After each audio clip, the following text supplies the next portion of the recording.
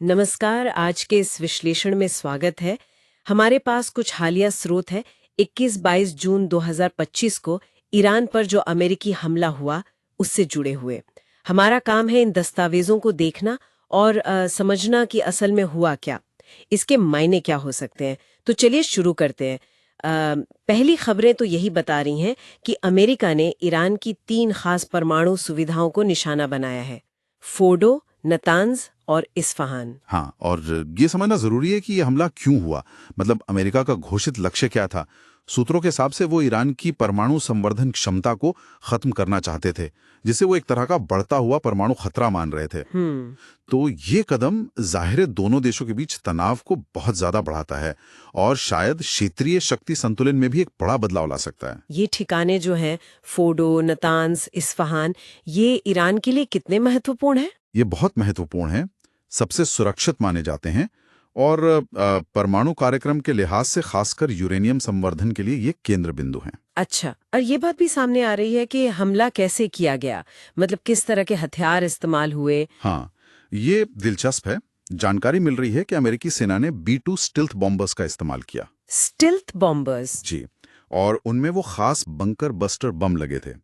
सूत्रों में massive ordnance पेनिट्रेटर्स MOPS का जिक्र है। MOPS? ये क्या होते हैं? ये बहुत शक्तिशाली बम होते हैं।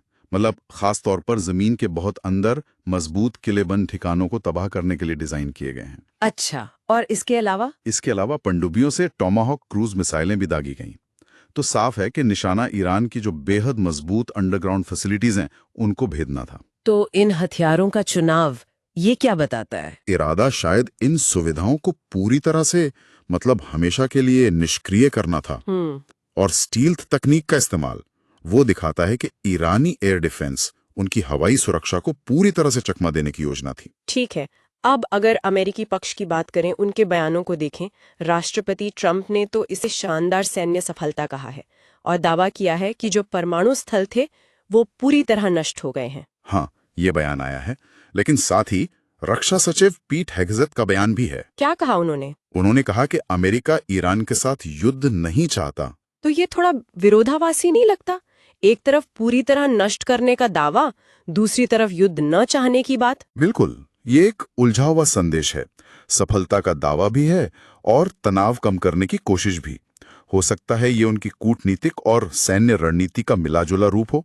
मतलब ताकत भी दिखाओ और साथ ही कहो कि हम मामला बढ़ाना नहीं चाहते। शायद सहयोगियों को शांत करने के लिए या अंतर्राष्ट्रीय दबाव कम करने के लिए भी। हाँ, ये भी एक वजह हो सकती है।